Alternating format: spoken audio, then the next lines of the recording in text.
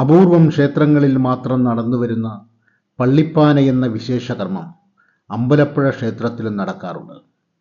ഭക്തലക്ഷങ്ങളുടെ നിറസാന്നിധ്യത്തിൽ 12 വർഷത്തിലൊരിക്കൽ നടത്തിവരുന്ന പള്ളിപ്പാനയുടെ ആചാരകർമ്മങ്ങൾ കണ്ടറിയാനും അമ്പലപ്പുഴക്കണ്ണനെ കണ്ടു വണങ്ങാനും വേണ്ടിയുള്ള യാത്രയിലെ ഭക്തിസാന്ദ്ര മുഹൂർത്തങ്ങളെ കോർത്തിണക്കി നിങ്ങൾക്ക് സമർപ്പിക്കുന്ന ഒരു വീഡിയോ ആണിത്.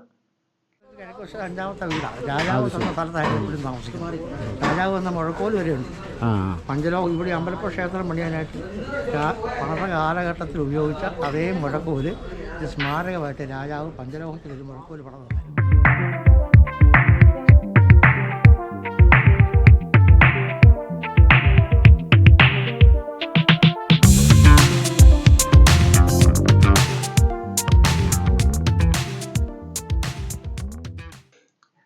നാഷണൽ ഹൈവേ വികസനത്തിൻ്റെ ഭാഗമായ നിർമ്മാണ ജോലികൾ നടന്നു വരികയാണ്. അതുമൂലമുണ്ടാകുന്ന യാത്രാ തടസ്സങ്ങളെ മറികടന്ന് ക്ഷേത്ര കവാടത്തിലെത്തിയപ്പോൾ 10:11 മണിയായിരുന്നു. ക്ഷേത്ര കവാടം വർണ്ണാഭമായ തോരണങ്ങൾ കൊണ്ട് അതിമനോഹരമായി അലങ്കരിച്ചിരിക്കുന്നു. ക്ഷേത്രത്തിലേക്കുള്ള നടപ്പന്തലിന് ഇരു സൈഡുകളിലും പൂജാദ്രവ്യങ്ങളും കരകൗശല വസ്തുക്കളും മറ്റത്യാവശ്യ വസ്തുക്കളും ശില്പങ്ങളും ചിത്രങ്ങളുമൊക്കെ വിൽപ്പനയ്ക്ക് നിരത്തിക്കൊണ്ടുള്ള വ്യാപാരശാലകൾ. നടപ്പന്തലിലും ക്ഷേത്രമുറ്റത്തും പള്ളിപ്പാന എന്ന അതിവിശേഷ ചടങ്ങിലെ സകല ദോഷങ്ങളും ഒഴിപ്പിച്ച് കണ്ണൻ്റെ അനുഗ്രഹം വാങ്ങി മടങ്ങുന്നവരുടെയും വാങ്ങാനെത്തുന്നവരുടെയും തിരക്കാണ്.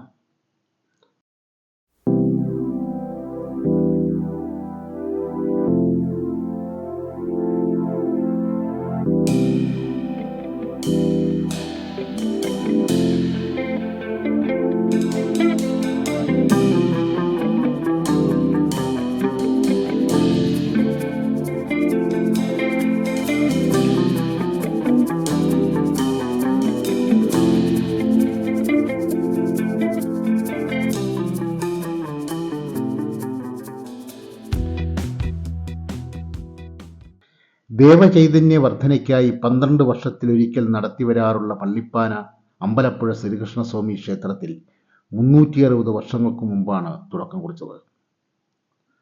ചെമ്പകശ്ശേരി രാജാവായിരുന്ന ദേവനാരായണനാണ് പള്ളിപ്പാന തുടങ്ങുവാൻ മുൻകൈയെടുത്തത്. കൊല്ലവർഷം 841 നടന്ന ആദ്യ പള്ളിപ്പാനയെ തുടർന്ന് 12 വർഷത്തിലൊരിക്കൽ അത് ഇന്നും മുടങ്ങാതെ നടന്നുപോരുന്നു. ഈ അവസരത്തിൽ നാടിൻ്റെ നാനാഭാഗത്തു നിന്നും അസംഖ്യം ഭക്തർ ഈ ചടങ്ങിലെത്തി നാവുദോഷം, കണ്ണേറുദോഷം തുടങ്ങിയ ദോഷങ്ങൾ ഇലഞ്ഞിത്തൂപ്പ് കൊണ്ടൊഴിഞ്ഞകറ്റി കൃഷ്ണദർശനം നേടി മടങ്ങുന്നു. കേരളത്തിലെ അടിസ്ഥാന വർഗമായ വേലൻ സമുദായത്തിനാണ് ഈ ചടങ്ങ് നടത്തുവാനുള്ള അവകാശം.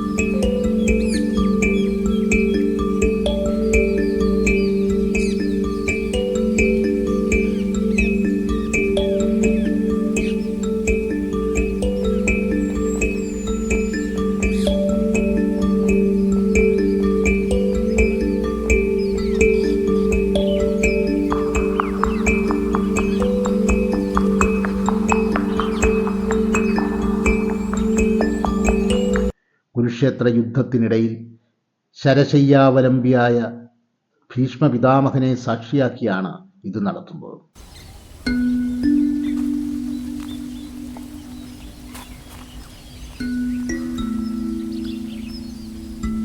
നാടിനും നാട്ടാർക്കും സർവചരാചരങ്ങൾക്കും ദേവീദേവ സമൂഹത്തിനും വിവിധ കാരണങ്ങളാൽ ഉണ്ടാകുന്ന സർവദോഷങ്ങളും നീക്കുന്ന വിശിഷ്ട കർമ്മങ്ങളാണ് പള്ളിപ്പാനയിൽ നടത്തിവരുന്നത്.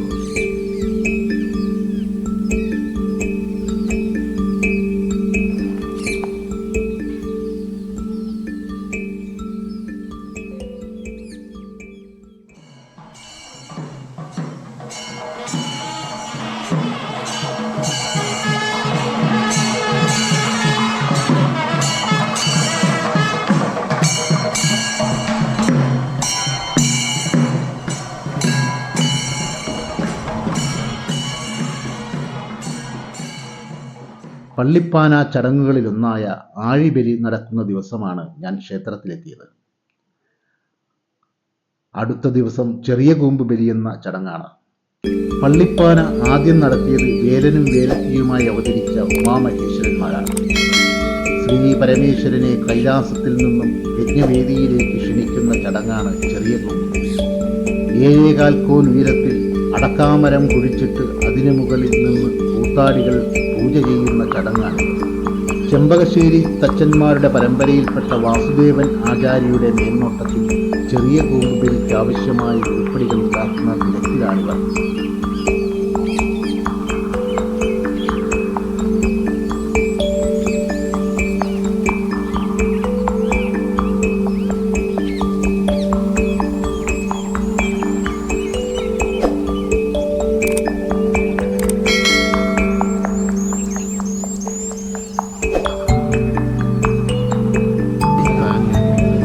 വാസുദേവൻ വെട്ടിയതിനകം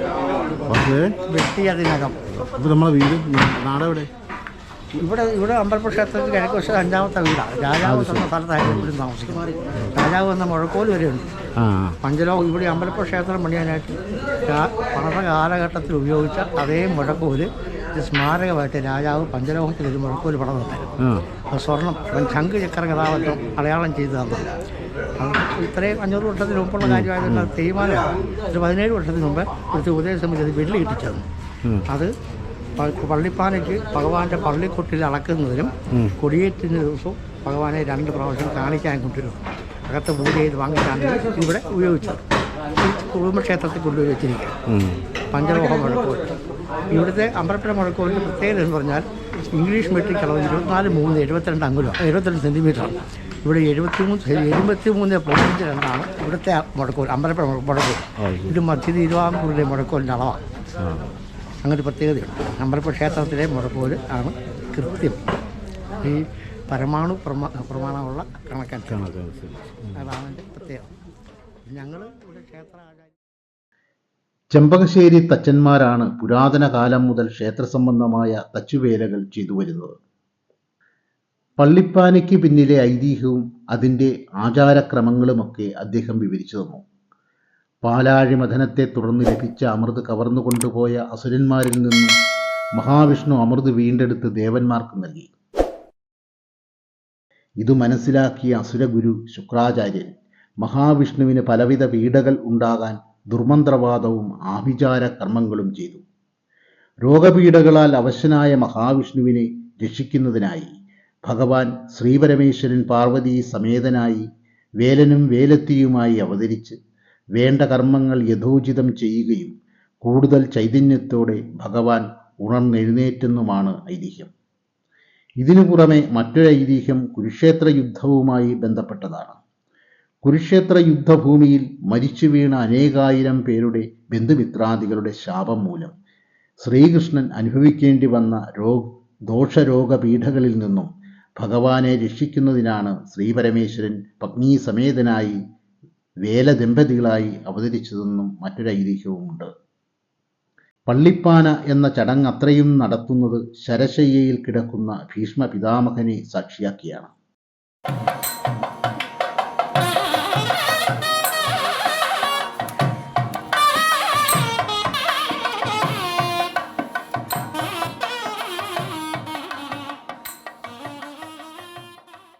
ഈ പ്രതിമയുടെ താഴെ ഒരു കോഴിയെ ഇട്ടിട്ടുണ്ട്. ഉത്തരായനം കാത്തുകിടക്കുന്ന ഭീഷ്മരുടെ വായിലേക്ക് വെള്ളം പകർന്നു കൊടുക്കുവാനായി കെട്ടിത്തൂക്കിയ പാൽമുതുക്കിൻ കിഴങ്ങ് ഗംഗാദേവിയായാണ് സങ്കല്പിക്കുന്നത്. ആ കിഴങ്ങിൽ നിന്നും ഒരു നൂൽ വഴി അതിലെ ജലത്തുള്ളികൾ ഭീഷ്മരുടെ വായിലേക്ക് ഇറ്റിക്കുന്നു. അമ്മ പുത്രന് ജലം പകർന്നു കൊടുക്കുന്നെന്ന സങ്കല്പത്തിൽ.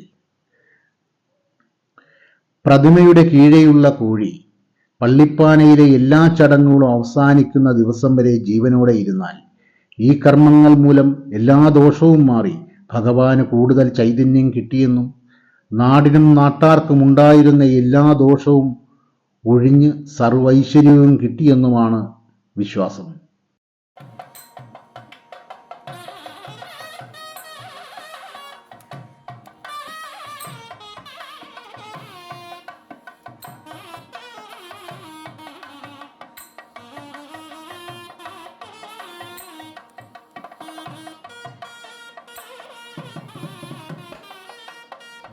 ഇദ്ദേഹത്തിൻ്റെ ജീവൻ പോയിട്ടില്ല. ശരീരമായി കിടക്കുകയാണ്. ഇതാണ് സങ്കല്പം. ഇത് കുരുക്ഷേത്ര യുദ്ധം കഴിഞ്ഞുള്ള ആ ഒരു രംഗമാണ് ഇതിനകത്ത് പ്രധാനമായിട്ട്. ശ്രീകൃഷ്ണ ഭഗവാൻ കുഞ്ഞുകുട്ടിയാവാതെ ജനങ്ങളുടെയും ശാപം ഏറ്റുവാങ്ങിയിട്ടുണ്ട്. കുരുക്ഷേത്രത്തിൽ നേതൃത്വം നൽകിയതുകൊണ്ട് ഭഗവാൻ ഒരുപാട് ശാപം കൊടുത്തിട്ടുണ്ട്. ഒരുപാട് പേര് മരണപ്പെട്ടു പോയതുകൊണ്ട് അവരുടെ എല്ലാ ശാപം കിട്ടിയിരിക്കുന്നു. പിന്നെ ഇത് കൂടാതെ 100 മക്കളുടെ കൂറ്റുകളുടെ തള്ള ഗാന്ധാരി വിലാപം ഭഗവാനെ അറിഞ്ഞു കുത്തിപ്പറാകുകയാണ്. അപ്പോൾ ആ ശാപം ഇതിൽ കണ്ണേറുന്ന അതായത് ദോഷങ്ങൾ തീരുന്നതിന് വേണ്ടി ഭഗവാൻ ക്ഷീണിതനായപ്പം ശ്രീപരമേശ്വരനോട് ചെന്ന് ബ്രഹ്മാവ് അപേക്ഷിച്ചതിൻ്റെ അടിസ്ഥാനത്തിലാണ് നാരദ ക്ഷീണിച്ചതിൻ്റെ അടിസ്ഥാനത്തിലാണ് പരമശിവനും പാർവതിയും വേലനും വേലത്തിയായിട്ട്. അതുവരെ ഈ ഒരു സമുദായമില്ല. ഒരു വേല സമുദായം അതിനോടുകൂടിയാണ് ഉണ്ടാകുന്നത്. ഭഗവാൻ വേലനും വേലത്തിയായിട്ട് പാർവതി ദേവി അവതാരം എടുത്തുകൊണ്ട് ഭഗവാനെ ഓതി ഇലഞ്ഞി തൂക്കി വെച്ച് ഭാരതം പാട്ട് പാടി. ഭാരതം പാട്ട് വേലം പാട്ട് ഒലിയാണ് ഓതി. ഈ ഇതിൻ്റെ ഐതിഹ്യം എന്ന് പറയാമോ? ഈ നമ്മുടെ ഈ കോഴി, അത് കോഴിയെ കുറിച്ചിട്ട് അതെന്താ സംഭവം? അത് ബലി കൊടുക്കുന്ന കേട്ടോ. ബലി കോഴീനെ ബലി കൊടുക്കുന്നു. അത് ശരി. അതിന് മണ്ടയിൽ കൃഷ്ണനല്ല കിടക്കുന്നത്. കൃഷ്ണ പിന്നെ ഞാനറിഞ്ഞത് പിന്നെ ഭീഷ്മർ ഇതാ ഒരു സരസ്വതിയെ കിടക്കുന്ന ഒരു ചുറ്റിനുമുണ്ട് 5 പേരുണ്ട്. മറ്റേ സരസ്വതിയെ കിടക്കുക. അതിനടിക്കുക കോഴി. കോഴിയുടെ പൂക്കളിനകത്ത് നിന്ന് സൈഡ് ചെയ്യപ്പെട്ടു പോയിരിക്കുന്നു. സൈഡ് ചെയ്യപ്പെട്ടു പോയിരിക്കുന്നു. കോഴിക്ക് വെള്ളം കൊടുക്കുക. അതുകൊണ്ട് ഇവിടെ അങ്ങനെ ഞാൻ കണ്ടു. ഗംഗാജലം അത് ഗംഗാജലമായിട്ട് സങ്കല്പിച്ചാണ് അത് കോഴിയുടെ അതോട്ട് ഇങ്ങനെ ഒരു നിപ്പിൾ വെച്ചിട്ടുണ്ട്. ആ നിപ്പിളിനകത്തൂടെ താഴോട്ട് ചുറ്റി വെള്ളം വീഴുന്നത്. അത് വിശക്കുമ്പോൾ അത് സമയം കൂവും.